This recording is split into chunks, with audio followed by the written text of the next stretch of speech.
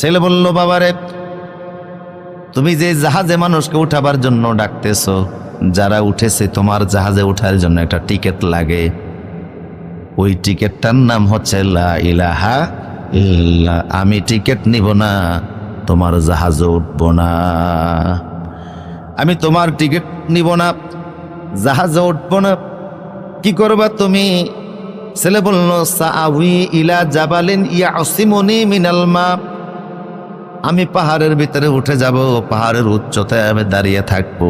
যত বড় বন্যা হোক, পাহাড় তো আর পানি দ্বারা ডুবাতে পারবে না। বাবা বললেন, লা আসিমাল ইয়াউম, আজকে পৃথিবীর কোনো শক্তি মিন আমরিল্লাহ, আল্লাহর আদেশ থেকে, আল্লাহর হুকুম থেকে কারোর জীবন বাঁচাতে পারবে না। তুমি পাহাড়ে উঠো আর যেখানে উঠো, পৃথিবীর কোনো শক্তি তোমাকে বাঁচাতে পারবে না। ইল্লা মার রাহিমা রব্বি, একমাত্র কে পারবেন? ইল্লা মার রাহিম, আল্লাহই পারবে, আর কেউ পারবে না।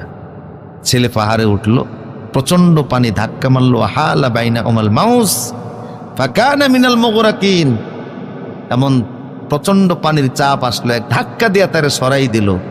কোথায় যে ডুবে চলে গেল বাবা দেখলেন না।